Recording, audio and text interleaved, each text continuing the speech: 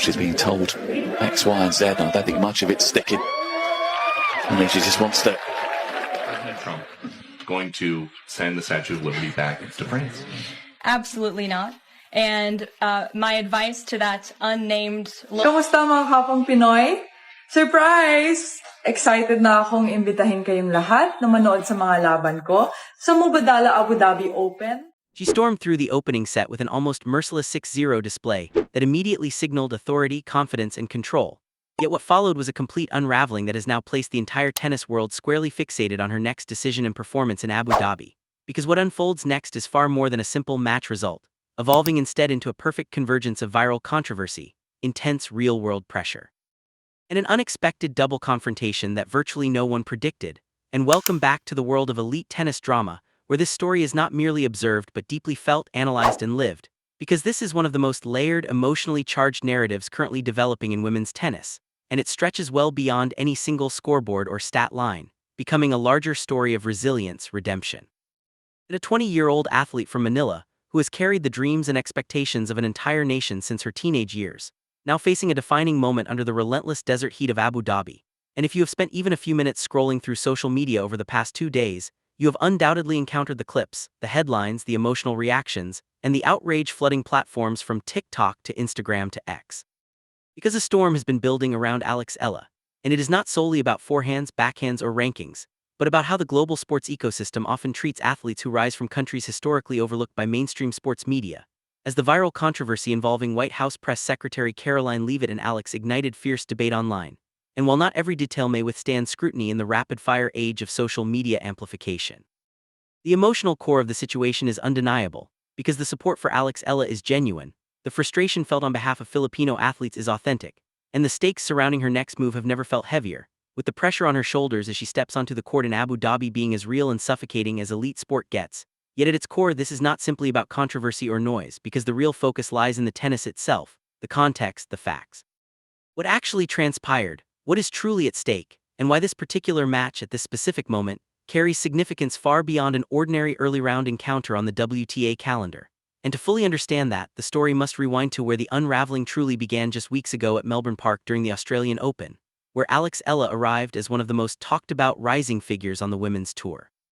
Holding a career-high ranking of world number 49, fueled by a semi-final run at the ASB Classic in Auckland, and riding the confidence gained from lifting the Quang Classic trophy after defeating Olympic silver medalist Donna Vekic, entering the tournament visibly composed, self-assured, and openly stating before her first match that she felt she was playing the best tennis of her life, and believed she was in a genuinely strong moment. And she backed up those words immediately when drawn against American power server Alicia Parks in the opening round, a player known for unleashing serves approaching 200 km/h and overwhelming opponents with sheer pace. Yet Eala was flawless, breaking early, dictating rallies, absorbing power, and dismantling Parks in just 34 minutes with a stunning 6-0 bagel that sent shockwaves through Court 6, where Philippine flags waved, chants echoed like a football stadium. And for a brief electric moment, it appeared that Eala was announcing her arrival on the Grand Slam stage in the most emphatic way possible, before momentum abruptly shifted as Parks, a tour veteran since 2017, regrouped, rediscovered her serve, increased her aggression, and slowly drained control from Eala's grip, executing a ruthless turnaround by taking the second set 6-3 and the third 6-2, transforming what began as a dream opening into a sobering, momentum-crushing reversal. And while Eala fought valiantly, saving 2 match points and battling until the final ball, it was Parks who ultimately walked off with the victory, as Alex remained behind signing autographs for hundreds of Filipino supporters who had come to witness history. And afterwards she spoke with grace and visible emotion, describing the support as heartwarming and admitting that moments like those made the loss even more painful. Because the disappointment in her voice was unmistakable, but so too was her gratitude, as this marked her Australian Open main draw debut, a milestone achievement. And even in defeat she carried herself with composure and dignity, which speaks volumes about who she is and why that character matters for everything that followed. Because after Melbourne she returned home to Manila, where the Philippines hosted its very first WTA 125 tournament. The inaugural Philippine Women's Open, a deeply emotional event for a player who had spent her career chasing dreams abroad, now competing professionally in front of a home crowd for the first time, entering as the second seed and highest-ranked Filipino in the draw, opening with a dominant 6-1, 6-2 victory over Russia's Elena Korneva in a symbolic revenge win from their 2020 meeting, then following it with a ruthless dismantling of Japan's Himeno Sakatsum 6-4, 6-0. As the Rizal Memorial Tennis Center vibrated with energy, every one of its 2,000 seats filled, fans singing and chanting through each point, before the quarterfinal presented a stern test in Colombia's Camila Osorio, a former world number 33 known for her relentless grinding style, who raised her level precisely when it mattered, clawing back from 3-2 deficits in both sets to seal a tight 6-4, 6-4 win, a result that was close, painful, and emotionally taxing. Yet once again, Eala addressed the crowd with perspective, acknowledging she had not passed the level that day, but emphasizing the importance of playing in Manila and expressing gratitude that the WTA had come to the Philippines, earning 27 ranking points and modest prize money that was not life-changing financially but deeply meaningful symbolically, because the event itself was historic, as the first WTA tournament ever staged on Filipino soil. She delivered performances that gave fans genuine belief, before packing her bags and heading to Abu Dhabi, where the narrative took another sharp turn, as the Mubadala Abu Dhabi Open represents a WTA 500 event, one of the tour's most competitive tiers just below WTA 1000s and Grand Slams, offering over $1.2 million in prize money and 500 ranking points, with a stacked field led by defending champion Belinda Bencic, whose comeback victory last year, just 10 months after childbirth, stands as one of the sport's most remarkable stories, alongside top names like Ekaterina Alexandrova, Paula Badosa, Emma Navarro, and Jelena Ostapenko, making this a tournament filled with elite firepower. And Eala enters not as a seed but as a wild card, an invitation rather than a guarantee, underscoring that even at world number 49 she remains an underdog still expected to prove herself repeatedly. And in the round of 32, she steps onto the fast hard courts of Zaid Sports City under punishing desert sun and swirling winds that test focus as much as technique.